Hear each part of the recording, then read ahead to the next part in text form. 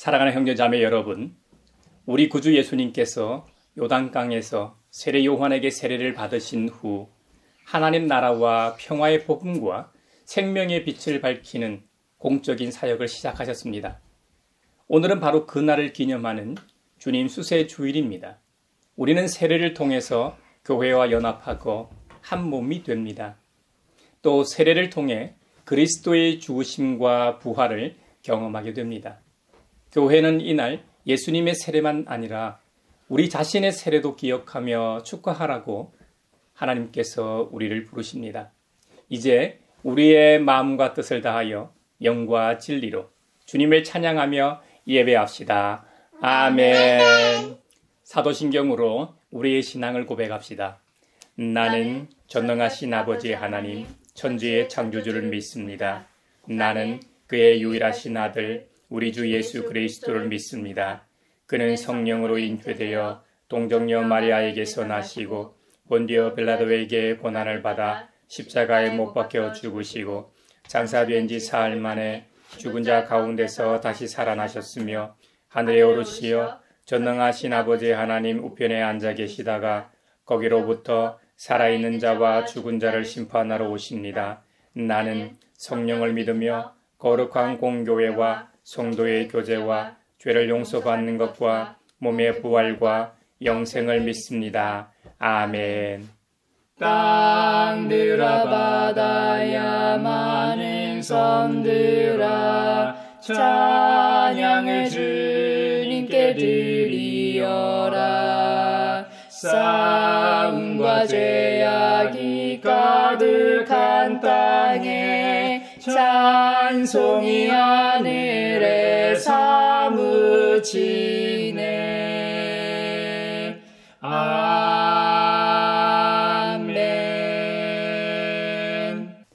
다윗의 시 하나님을 모시는 권능 있는 자들아 영광과 권능을 주님께 돌려드리고 또 돌려드리라. 그 이름에 어울리는 영광을 주님께 돌려드려라. 거룩한 옷을 입고 주님 앞에 꿇어 엎드려라. 주님의 목소리가 물 위로 울려 퍼진다. 영광의 하나님이 우레소리로 말씀하신다. 주님께서 큰 물을 치신다. 주님의 목소리는 힘이 있고 주님의 목소리는 위엄이 넘친다. 주님께서 목소리로 백향목을 쪄개고 레바논의 백향목을 쪄개신다. 레바논 산맥을 송아지처럼 뛰놀게 하시고 시련산을 들송아지처럼 날뛰게 하신다. 주님의 목소리에 불꽃이 튀긴다. 주님의 목소리가 광야를 흔드시고 주님께서 가데스 광야를 뒤흔드신다. 주님의 목소리가 암사슴을 놀래게 낙태하게 하고 우거진 숲조차 벌그숭이로 만드신다. 그분의 성전에 모인 사람들이 하나같이 영광하고 외치는구나. 주님께서 범람하는 홍수를 정복하신다. 주님께서 영원토록 왕으로 다스리신다. 주님은 당신을 따르는 백성에게 힘을 주신다. 주님은 당신을 따르는 백성에게 평화의 복을 내리신다. 아멘. 아멘. 하나님의 크신 사랑 하늘에서 내리사 우리 맘에 항상 계셔 온전하게 하소서. 우리 주는 자비하사 사랑 무한하시니 두려워서 떠는 자를 구원하게 주소서. 아멘.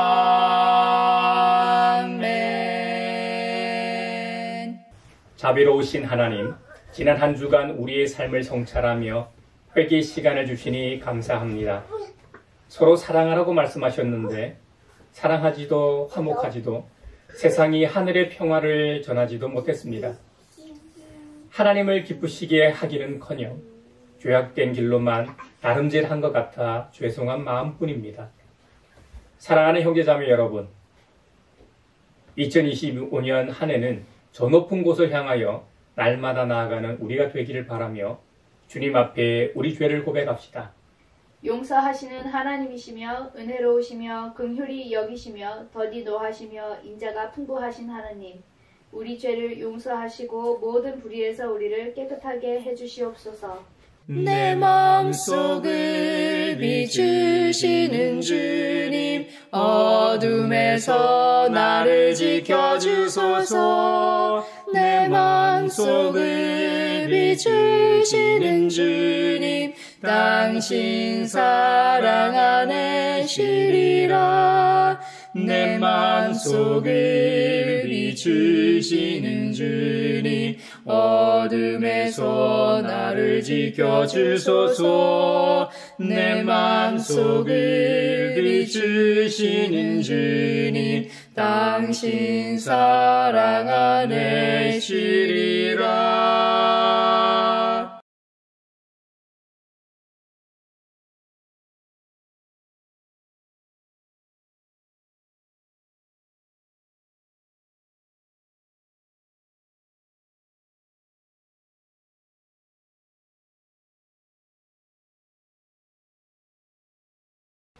주님의 말씀이 여기 있습니다. 우리 중 누가 정죄의 자리에 설 수 있습니까? 오직 우리를 위해 죽으시고 다시 살아나신 그리스도 우리 주님뿐이십니다. 그 주님께서 나도 너를 정죄하지 아니하노니 가서 다시는 죄를 범하지 말라고 말씀하셨습니다.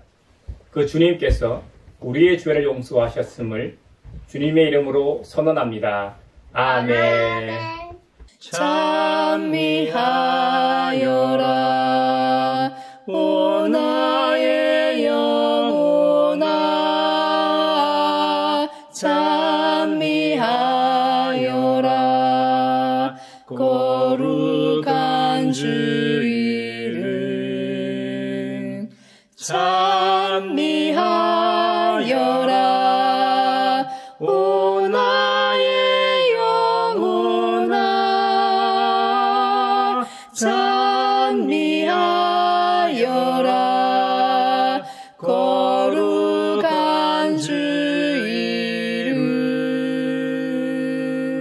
오늘 우리에게 주신 구약의 말씀은 이사야 43장 1절에서 7절입니다. 하나님의 말씀을 경청하십시오. 그러나 이제 야곱아, 너를 창조하신 주님께서 말씀하신다. 이스라엘아, 너를 지으신 주님께서 말씀하신다.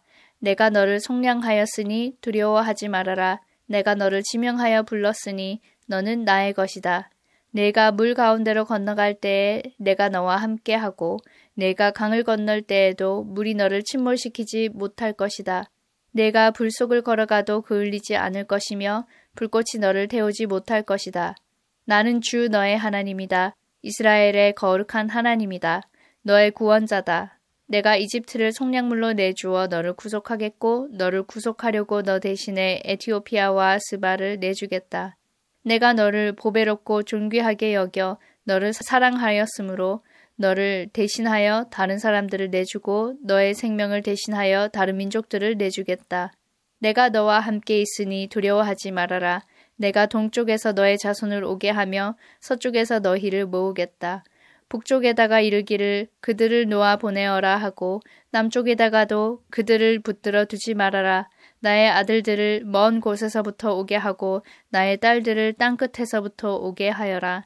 나의 이름을 부르는 나의 백성, 나에게 영광을 돌리라고 창조한 사람들, 내가 빚어 만든 사람들을 모두 오게 하여라 하고 말하겠다. 아름답고 귀한 말씀 생명샘이로다. 아름답고 귀한 말씀 생명샘이로다. 오늘 우리에게 주신 서신의 말씀은 사도행전 8장 14절에서 17절입니다. 하나님의 말씀을 경청하십시오. 사마리아 사람들이 하나님의 말씀을 받아들였다는 소식을 예루살렘에 있는 사도들이 듣고서 베드로와 요한을 그들에게로 보냈다. 두 사람은 내려가서 사마리아 사람들이 성령을 받을 수 있게 하려고 그들을 위하여 기도하였다. 사마리아 사람들은 주 예수의 이름으로 세례만 받았을 뿐이요. 그들 가운데 아무에게도 아직 성령이 내리시지 않았던 것이었다. 그래서 베드로와 요한이 그들에게 손을 얹으니 그들이 성령을 받았다. 아름답고 귀한 말씀 생명샘이로다. 아름답고 귀한 말씀 생명샘이로다. 오늘 우리에게 주시는 복음의 말씀은 누가복음 3장 15절로 17절, 21절로 22절입니다. 주님의 말씀을 경청하십시오. 백성이 그리스도를 고대하고 있는 터에 모두들 마음속으로 요한에 대하여 생각하기를 그가 그리스도가 아닐까 하였다. 그래서 요한은 모든 사람에게 대답하였다. 나는 여러분에게 물로 세례를 주지만 나보다 더 능력이 있는 분이 오실 터인데 나는 그의 신발끈을 풀어드릴 자격도 없소. 그는 여러분에게 성령과 불로 세례를 주실 것이요. 그는 자기의 타작마당을 깨끗이 하려고 손에 키를 들었으니 알곡은 곳간에 모아드리고 죽정이는 꺼지지 않는 불에 태우실 것이요. 백성이 모두 세례를 받았다. 예수께서도 세례를 받으시고 기도하시는데 하늘이 열리고 성령이 비둘기 같은 형체로 예수 위에 내려오셨다. 그리고 하늘에서 이런 소리가 울려왔다. 너는 내 사랑하는 아들이요. 나는 너를 좋아한다. 이것은 주님의 말씀입니다. 하나님 감사합니다. 아름답고 귀한 말씀 생명샘이로다. 아름답고 귀한 말씀 생명샘이로다. 사회를 위하여 기도합니다. 올해 독감이 특히 독해서 이번 봄까지도 이어질 수 있다고 합니다. 한번 걸리면 코로나처럼 심각하게 아파서 특히 고위험군에 있는 이들이 취약하다고 합니다. 현재 병원들도 전공의가 없고 의사가 부족한 상황이라 더 걱정이 됩니다. 이럴수록 나와 가족과 이웃을 위해 감염을 막고 대비하게 하시고 정부와 병원들은 어수선한 나라 상황에도 국민의 건강과 공중보건을 위해 잘 대비하게 하소서. 우리 기도를 들어주시고 주님의 평화를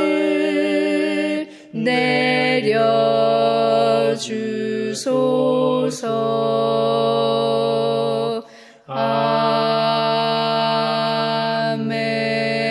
아멘. 교회를 위하여 기도합니다. 지난 연말과 연초에 한국 사회와 세계를 볼 때 어려운 일들을 많이 만나고 있습니다. 이럴 때일수록 교회와 그리스도인들이 해야 할 일을 하기를 바랍니다. 왜곡된 가치관으로 인해 12.3 내란을 옹호함으로 전도의 문을 스스로 닫지 말게 하소서. 세계 곳곳에서 발생하고 있는 산불과 기후위기의 징조에 귀 기울이며 탐욕의 제약에서 벗어나 함께 살아가는 세상을 만드는데 교회가 앞장서게 하소서.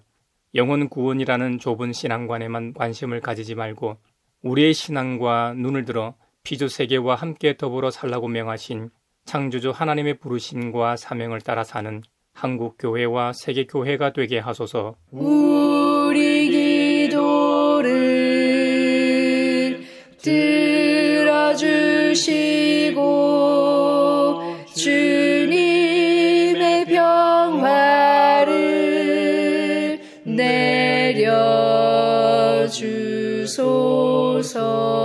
내려주소서. 아멘. 세계를 위하여 기도합니다. 미국 캘리포니아 LA 지역 해안가에 시작된 산불이 계속해서 강풍에 번지고 있습니다. 산불 연기와 재가 너무 심해 학교가 문을 닫고 전기는 끊어지고 식수도 오염되어 생수도 구하기 어려운 지경인데 혼란한 틈을 타 약탈 범죄가 늘어나 더 불안합니다. 사망자와 부상자가 늘어나고 있고 손실액이 88조 원을 넘을 것이라고 합니다. 역사상 가장 비싼 화재로 인해 진화 이후의 경제적 부담으로 인한 고통이 더 클 것으로 예상됩니다. 부디 산불이 빨리 잡히게 하시고 정부나 보험사들도 지혜롭게 잘 대비하게 하소서. 특히 23만 명의 한인들이 많이 사는 지역입니다.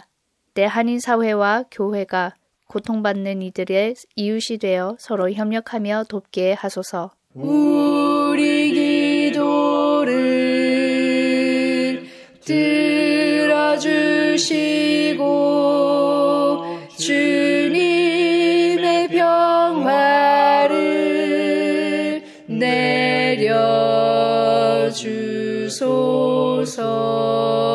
내려주소서. 아멘.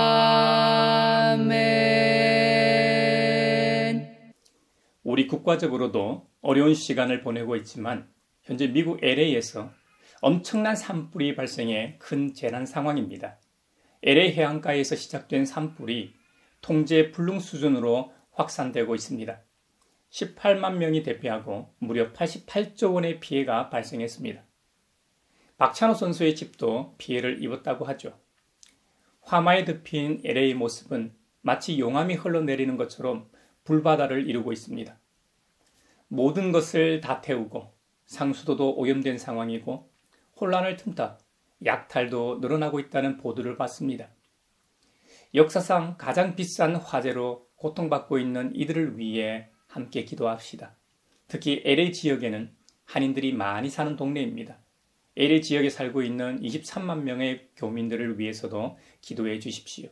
그 어느 때보다 하늘의 은총이 절실합니다. 형제자매 여러분, 이제 막 교회에 출석하기 시작한 사람들을 제외하곤 대부분의 그리스도인들이 다 세례를 받았을 겁니다.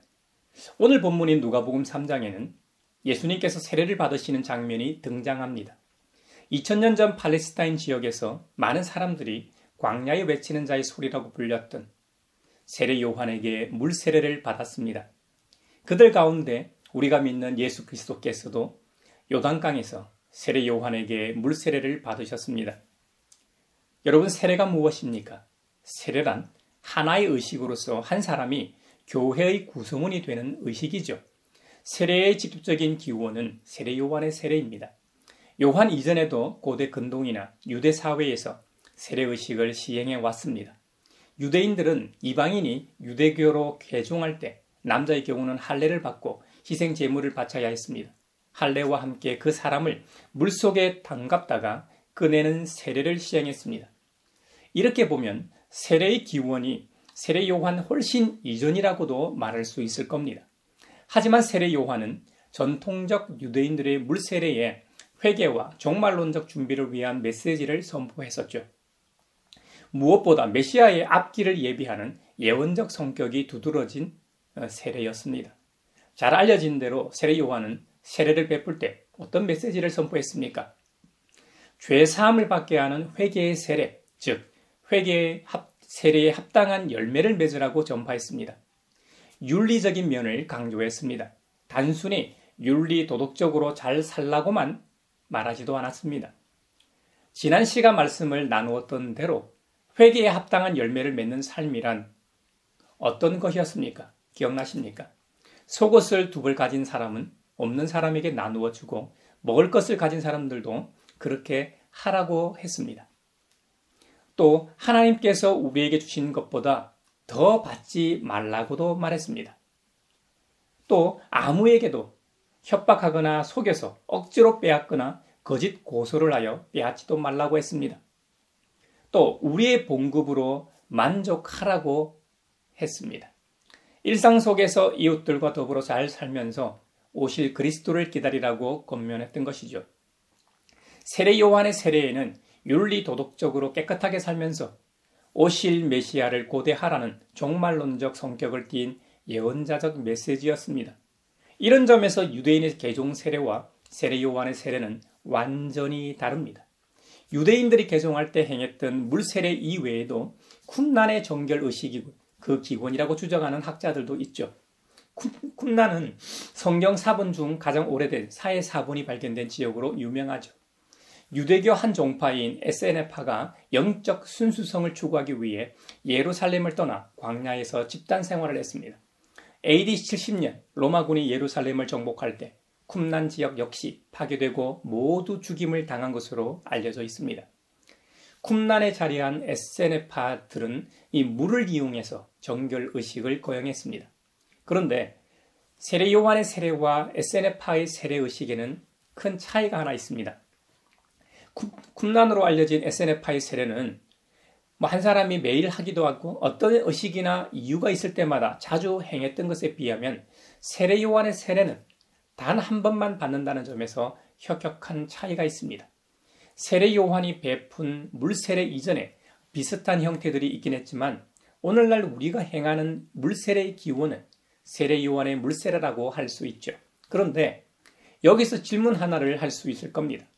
당시 세례 요한에게 세례를 받은 사람들은 유대인들을 이거나 유대교에 입교한 사람들이었습니다. 그런데 그들은 왜 세례를 또 받았을까요? 한 가지 분명한 것은 유대교에 만족하지 못했다는 반증입니다. 말라기 선지자 이후로 400년 동안 침묵하시던 하나님께서 세례 요한을 통해 세상에 등장하셨습니다. 4세기 동안 오랜 침묵을 깨고 세례 요한에게 임하여 말씀을 대언하게 하셨습니다. 모세 오경에도 죄의 심각성을 경고하고 있고 그들에게는 세계 그 어떤 민족이나 나라와 비교할 수 없을 만큼 자부하는 창조주 하나님께서 직접 모세를 통하여 주신 율법이 있는데 왜 그들은 만족하지 못했을까요? 그 당시 죄가 만연했기 때문입니다. 물론 정치 사회적으로 로마의 식민지였기 때문에 그들의 주권이 완전히 사라진 상황이었습니다. 그러니 구약에서 예언된 메시아가 오셔서 그들을 외세의 억압에서 구원하여 주시리라는 기대가 최고조에 다다른 상황이었습니다. 이런 시대적 요청과 더불어 현실적으로 기대와 소망이 사라진 상황에서 율법을 받고 지켜야 했던 유대인들도 율법과는 반대되는 삶을 살고 있었습니다. 창세기 6장에 보면 창조주 하나님께서 땅 위에 사람을 지으셨음을 후회하시며 마음 아파하시는 장면이 기록되어 있습니다. 하나님께서 왜 사람 지으심을 한탄하셨습니까? 사람의 죄악이 세상에 가득 차고 마음에 생각하는 모든 계획이 언제나 악한 것이 뿐임을 보셨기 때문입니다. 세례 요한이 광야에서 나와 세례를 베풀던 시기도 이와 같았다는 말입니다. 그래서 세례 요한의 메시지와 세례가 먹혔던 것이죠. 그들의 삶을 콕 집어 회개하라고 외쳤습니다. 어떤 점에서 무엇을 회개해야 하는지도 정확하게 짚어 주었습니다. 우리 민족이 이렇기 때문에 오실 메시아가 오시지 않는다고 설파했던 것이죠. 우리가 준비되어야만 오실 그리스도가 오신다는 겁니다. 당시 유대인들 입장에서는 정치적으로 종교적으로 어떤 면에서도 만족하거나 기대할 만한 상황이 아니었기 때문에 세례 요한의 세례와 메시지가 그 대안이 되었던 것이죠. 원어적으로 보면 좀 더 명확해집니다. 그 세례 요한은 죄사함을 받게 하는 회개의 세례를 전파했다고 했죠. 죄사함을 받게 하는 회개의 세례에 해당하는 헬라 원문은 이렇습니다. 밥티스마, 메타노이아스, 에이스 아페신, 하마루티온인데요.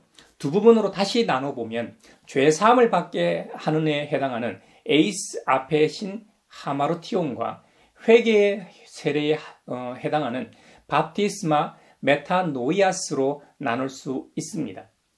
죄사함을 받게 하는 에 해당하는 이 에이스 아페신 하마루티온에서 에이스는 뭐뭐 안으로 무엇을 향하여를 뜻하는 전치사입니다. 무언가로 향하도록 하는 방향성을 가지고 있죠. 다른 말로 표현하면 회개의 세례는 바로 죄사함이라는 방향으로 나아가게 하는 것이죠. 회개의 세례의 목적이 바로 죄사함임을 알 수 있습니다. 또 회개를 가리키는 헬라어 메타노이아스는 돌아서다를 말합니다. 사람들이 갖고 있는 이 관점의 변화를 말합니다. 마음의 변화를 가리킵니다. 이것은 신앙적인 측면에서 사람들의 이 관점이 죄에서 하나님으로 향하도록 다시 세팅하는 것입니다. 우리가 컴퓨터나 아주 품질 좋고 모두가 선호하는 애플 노트북을 하나 선물 받았다고 생각해 봅시다. 기분 좋죠? 애플 제품이 제 아무리 좋다고 해도 처음 전원을 켜고 세팅하지 않으면 사용하는데 불편하거나 사용하지 못합니다. 그것처럼 사람들은 회개로 말미암아 관점을 변경하여 하나님을 향하게 됩니다. 하나님의 주권 안에서 책임 있는 삶을 살게 되는 것이죠. 그래서 세례 요한은 자신에게 세례받기 위해 나온 사람들에게 그 전제 조건으로 회개에 합당한 구체적인 삶의 열매를 요구한 것입니다. 세례가 모든 죄와 더러움을 씻는 것임을 상징적으로 보여주는 것이죠. 세례 요한은 세례를 베풀므로써 죄악된 백성들에게 메시아의 도래를 소망하게 했습니다. 그들로 하여금 메시아 왕국의 실현에 대비하게 했습니다. 우리가 너무나 잘 아는 대로 그 당시 많은 사람들처럼 세례 요한에게 직접 세례를 받으신 나사렛의 젊은 목수가 우리를 위해 오실 그리스도 주님이심을 알게 되었습니다. 이런 점에서 2000년 전 세례 요한의 물세례는 사람들에게 회개를 촉구하고 그로 말미암아 죄사함을 얻도록 베푸신 하나님의 은혜의 통로였습니다. 세례 요한의 세례는 어디까지나 주님의 나라에 오심에 대한 준비 작업으로서의 세례였습니다. 그러므로 교회의 세례의 참 기원은 우리 예수님께서 마태복음 마지막 장에서 선교 대명령을 명하시면서 직접 세례를 제정하신 것을 그 기원으로 하고 있습니다. 그래서 사도들을 비롯하여 초기 교회 공동체가 예수님의 이름으로 세례를 받았습니다. 여러분, 사실 오늘날 모든 교회에서 행하는 세례는 엄밀히 말하여 이 세례 요한의 세례보다도 예수님께서 제정하신 세례에 그 근거를 두고 있다고 말하는 것이 더 옳을 겁니다. 예수님의 세례가 세례 요한의 세례와 다른 점은 세례 요한의 세례가 단순히 회개와 종말론적 준비를 위한 세례였다고 한다면 예수님의 세례는 성령님의 임재가 그 핵심이라는 점입니다. 예수님이 명하신 이후 제자 공동체와 초대교회에서 행하였던 세례에 관한 기록이 남아있는 사도행전에 의하면 교회의 세례는 성령님을 떠나서는 성립할 수가 없습니다. 사도행전에서 가장 먼저 나오는 세례에 관한 기록은 베드로 사도의 선포입니다. 사도행전 2장 38절에서 베드로가 대답하였다. 회개하십시오. 그리고 여러분 각 사람은 예수 그리스도의 이름으로 세례를 받고 죄 용서를 받으십시오. 그리하면 성령을 선물로 받을 것입니다. 할렐루야. 이뿐이 아닙니다. 당시 유대인들이 이방인 중에서도 가장 혐오했던 사마리아에도 예수님의 복음이 전해졌습니다. 그런데 그곳에서도 복음을 듣고 주 예수님의 이름으로 세례를 받는 일이 일어났습니다. 이후 어떻게 된 일인지 예루살렘 교회에서 베드로와 요한 사도를 파송하여 알아보게 했습니다. 복음을 듣고 주님의 이름으로 세례도 받았는데 성령 세례를 아직 받지 못한 것을 보고 베드로와 요한 사도가 성령 임재를 위해 그들에게 손을 얹고 기도했습니다. 그들에게 성령 임재의 놀라운 일이 벌어졌습니다. 이렇듯 예수님의 세례는 성령님과 뗄래야 뗄 수가 없습니다. 그래서 세례 요한도 자신이 베푸는 세례는 물세례이지만 나보다 능력이 많으신 분이 오실 터인데 나는 그분의 신발끈을 풀기도 감당하지 못한다고 고백하면서 그분은 성령과 불로 너희에게 세례를 베풀 것이다 라고 외쳤습니다. 우리는 초대교회의 세례에는 세 가지 요소가 있었다는 사실을 알게 됩니다. 첫째는 회개, 둘째는 물세례, 셋째는 성령을 선물로 받게 된다는 사실입니다. 사도행전은 물세례를 언제나 성령님과의 관계에서 보아야 한다는 이것을 확인시켜 줍니다. 사도행전 19장에 기록된 에베소 사람의 경우는 주 예수님의 이름으로 세례를 받고 안수를 받을 때 성령을 받았습니다. 또 사도행전 10장에 등장하는 고넬료의 경우는 베드로가 설교할 때 이미 성령을 받았습니다. 이후에 예수님의 이름으로 물세례를 받기도 했습니다. 그러니까 물세례를 먼저 받고 성령을 받는 순서나 성령을 받은 후에 뒤에 물세례를 받는 순서가 중요한 것은 아닌 것 같습니다. 교회의 세례는 성령님과의 이 관계를 떠나서는 성립할 수 없다는 것만은 분명합니다.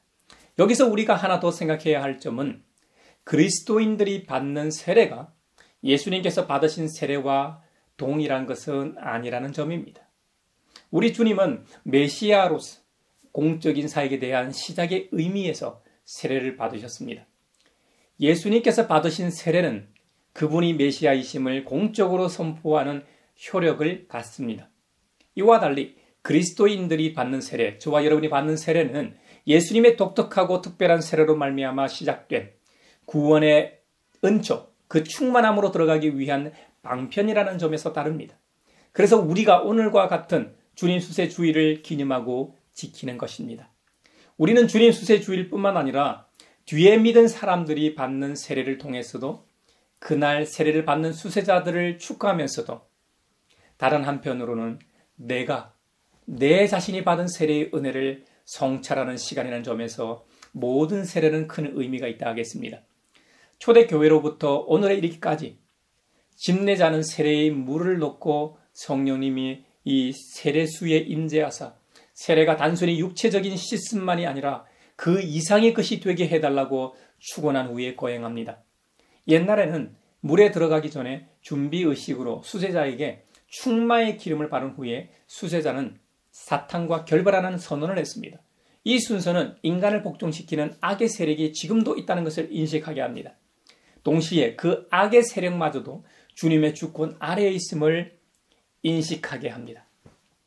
악을 분명하게 거부하는 것은 수세자로 하여금 그리스도이신 예수님에 대한 믿음과 순종을 다시 확인하게 하죠. 이 초기 교회 예배 예전의 모습을 가지고 있는 정교회에서는 오늘날에도 구별된 기름을 이 이마에 그리고 얼굴, 귀, 손, 발, 그리고 몸에 바르는 의식을 하고 있습니다.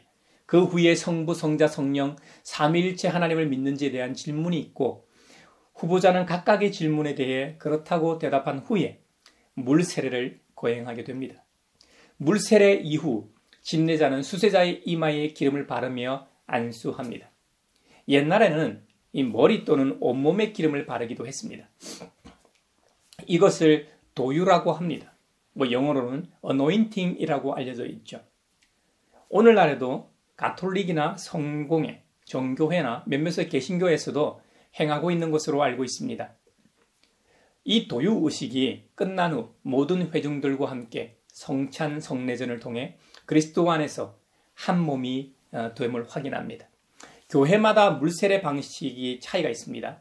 오늘날 대부분의 교회에서는 집례자가 손에 물을 묻혀 수세자 머리에 성부, 성자, 이 성령의 이름으로 3번 얹는 방식을 취합니다. 이것은 살수에 해당합니다.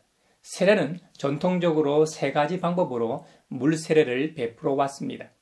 세례 요한이 베풀었고 예수님도 받으신 방법인데요. 침수입니다. 수세자가 물속에 완전히 들어갔다 나오는 방법이죠. 오늘날에는 정교회나 개신교 중에서는 침례교회에서 행하고 있죠. 두 번째로는 관수입니다. 관수는 수세자에게 물을 붓는 방법입니다. 이런 컵이나 이런 도구를 통해서 이렇게 붓는 것이죠. 오늘날 가톨릭이나 성공에서 주로 하고 있죠. 대부분의 개신교 교회에서는 처음 소개했던 살수 방법으로 세례를 거행하고 있습니다. 여러분, 우리는 이 세례를 통해 우리 자신이 깨끗하게 씻음을 받았다는 상징의 증거로 주님께서 주신 것임을 믿어야 합니다. 세례는 하나님께서 우리 인간의 모든 죄를 소멸시키시고 잊으셨다는 확증으로 받는 것임을 믿어야 합니다. 세례는 그리스도 우리 주님과 연합하여 하나가 되게 하고 그리스도의 몸된 교회 공동체의 일원이 되게 하는 것임을 또한 믿어야 합니다. 그리스도인으로 하여금 예수 그리스도의 죽음과 부활에 참여하게 함으로써 성도인 우리의 죽음과 부활에 대한 하나님의 약속의 보증임을 또한 믿어야 합니다. 여러분, 세례는 죄에 대해 죽고 새 생명으로 다시 산다는 뜻이 있음을 믿어야 합니다. 세례는 구원의 표로서 오직 선한 양심이 하나님을 향하여 찾아가는 것임을 또한 믿어야 합니다. 우리는 세례를 통해 이전의 나와는 완전히 결별하고 새 생명을 주신 하나님께 우리 자신의 생명을 바치고 생명뿐만 아니라 우리의 생활, 시간, 물질 그리고 우리가 가진 기술이나 달란트까지도 주님을 위해 바치고 섬기는 자가 된다는 것임을 믿음으로 고백할 수 있기를 바랍니다. 다시 정리해서 말씀드리면 세례는 그리스도 안에서 살고 그리스도를 위하여 산다는 뜻이 됩니다. 또 그리스도의 몸된 교회 안에서 의무와 책임을 다하여 교회를 위하여 산다는 뜻이 있습니다. 또 세계 속에서 그리스도인으로서 문화 대명령과 선교 대명령을 위해 책임 있게 산다는 뜻이 있습니다. 주님 수세 주일인 오늘 우리 모두가 세례를 받으심으로 공적 사역을 시작하신 주님의 은혜를 감사하면서 동시에 우리 자신에게 베푸신 주님의 세례를 반추하는 시간이 되길 바랍니다. 세례를 받으신 모든 분들을 축하합니다. 할렐루야.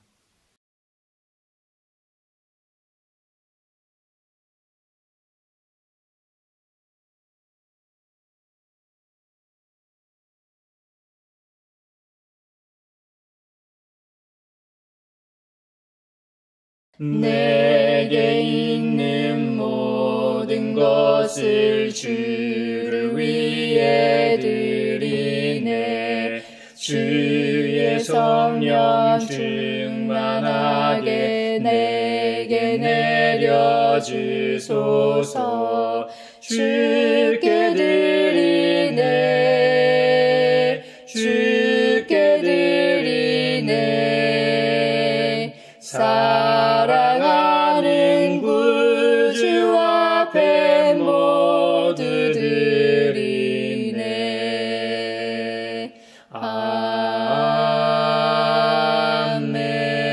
아멘. 여기에 모인 우리는 우리의 믿음의 역사와 사랑의 수고와 우리 구주 예수 그리스도에 대한 소망의 인내를 여기 연보에 담아 올려드립니다.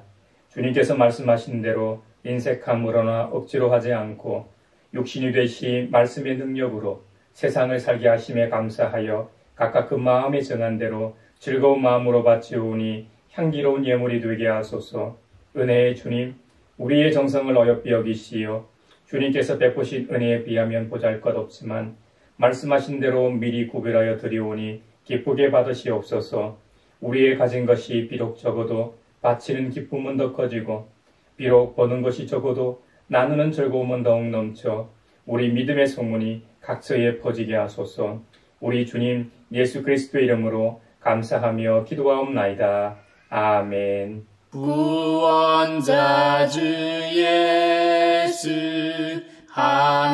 하나님의 아들 귀하신 어린 양 메시아 거룩하신 하나님. 오 하나님 감사해. 독생자 주시고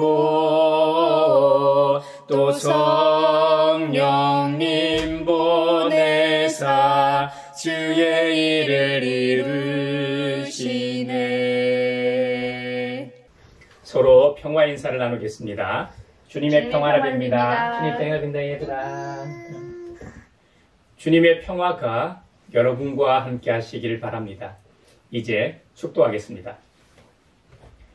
세례의 은총을 통해 그리스도와 연합하게 하신 하나님께서 여러분에게 복의 복을 내려주셔서 언제 어디서나 여러분을 지키시기를 원하며 주님께서 그분의 인자한 얼굴을 여러분과 여러분의 자녀와 가정에 비추사 필요에 따라 물질과 건강과 은혜를 베푸시기를 원하며 주님의 몸된 하나의 거룩하고 보편적인 사도적인 모든 교회와 특히 LA 지역에 발생한 산불로 재난 상황에 있는 미국 국민들과 우리 교민들과 함께 하시길 원하며 이 시간에도 하나님 나라와 예수 그리스도 복음 전파를 위해 애쓰며 수고하고 있는 모든 선교사들과 함께 하시길 원하며 오늘 말씀처럼 주님 수세 주일을 기념하며 우리 자신에게 베푸신 세례를 반추하며 감사의 감격을 재확인하고 세상으로 나아가는 사람들 위에 평강 주시기를 성부와 성자와 성령의 이름으로 축원하옵나이다. 아멘.